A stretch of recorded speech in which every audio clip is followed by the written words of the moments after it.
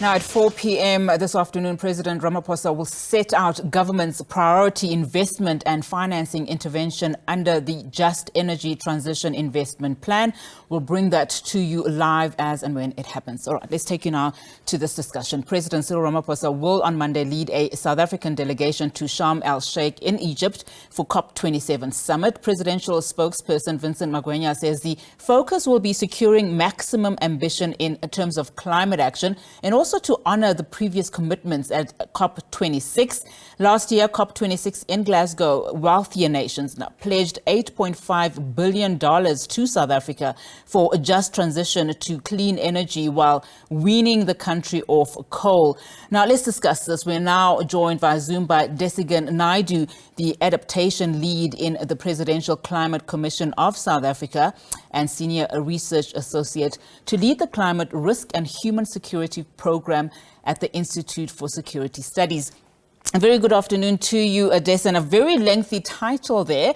Let's talk now about some of the expectations, we want to see come out of COP27. As you've heard in that introduction, the president's spokesperson saying that, of course, some of the things that will be discussed will also be some of the commitments that were made in COP26, including that commitment by wealthier nations to South Africa. What can we expect in COP27?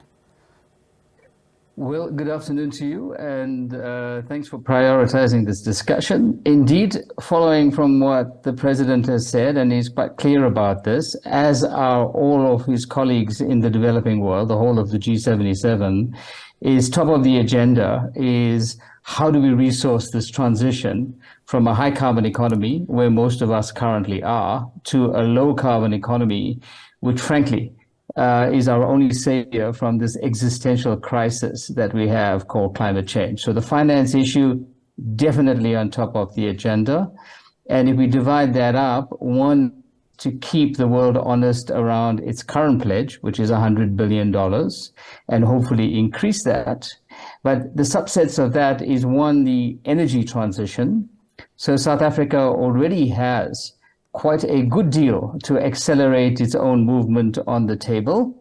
And we're hopeful that South Africa will secure this deal at Sharm El-Sheik in a most positive way, but also expand that deal to the other areas of resourcing. Because you also need technology and you also need capacity to make all of this work. And we're quite keen that several other developing countries follow the same kind of modality. The second big finance issue is around dealing with the damage that's already there. We're already living out the disastrous effects of climate change in this country, on this continent, and in fact, all over the world. So adaptation finance is another big part of this discussion. And then there's the issue of which you can't adapt to anymore because the damage is already there. And so the loss and damages discussion, which may well be the most difficult one in Sharm El-Sheik, is clearly a priority that we have to engage. Now, as you, allude to the fact that, some of these monies need to be adequately resourced into other areas. I mean, a lot of talk has been centered around, communities, as you've rightfully said, that are disadvantaged. And particularly here, we're talking about women and children and communities from a disadvantaged, background and so forth. What would you like to have, seen there? I mean, we know that Europe at the present moment is being accused of course, being the largest transgressor. And then that's where you have these talks about, isn't it about time that wealthier countries then are taxed, as we know that they are the biggest drivers of climate change? Well, let's start locally first. I mean, one of the things that we have embedded quite strongly, and South Africa is a pioneer in this, is the concept of the climate just transition. And we've made this really clear.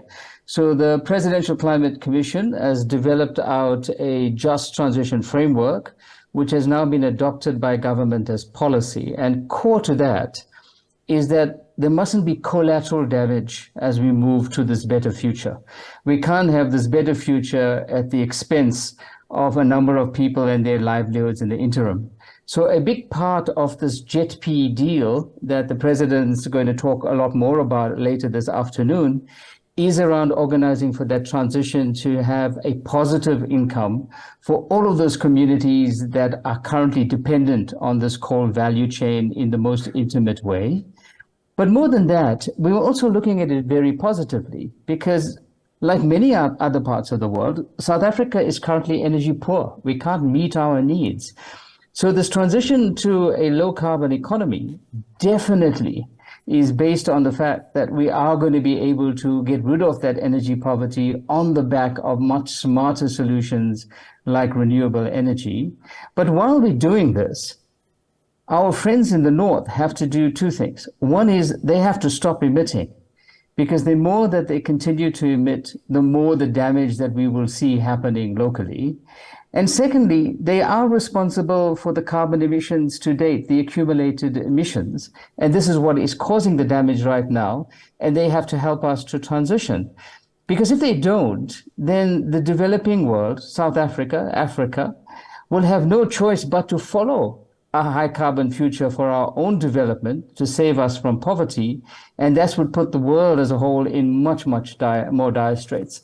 I mean, you say that, of course, that South Africa is energy poor. Most would say that we are actually sitting in an energy crisis. So what then, given the fact that this COP is happening in Egypt, what then will it take for a more Africa-centric focus, given all the promises and all the monies that we've just been discussing, from previous engagements? What will it take then to make sure that we focus on Africa and we address some of these dire, situations that we are currently facing that you speak of? Because, more and more, it seems as though it's all, at the very least, just talk shop and not really seeing tangible monies being driven, to make sure that we somehow, transition, as you're saying, into renewable energy for this country.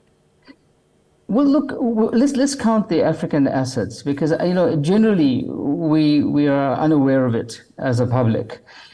Number one is Africa is actually quite sophisticated in its climate governance infrastructure. In fact, President Ruto, who you talked about in the previous insert, is currently the chair of a unique governance structure in the world, and that's the African Committee of Heads of State that is dedicated to climate change.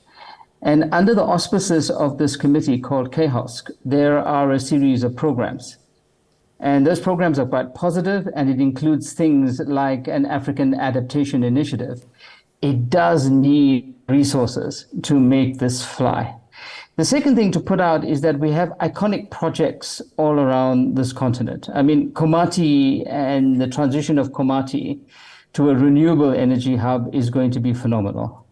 But equally phenomenal are the wind farms in Lake Turkana, the Ozazite solar fields in Morocco, and the Great Green Wall project that stretches from the West African coastline to the East African coastline in the Sahel to hold back the desertification. So we have these pilots on the continent. What we are needing to do is to get a global partnership to help us to mainstream this in a way that puts us on that path to sustainability.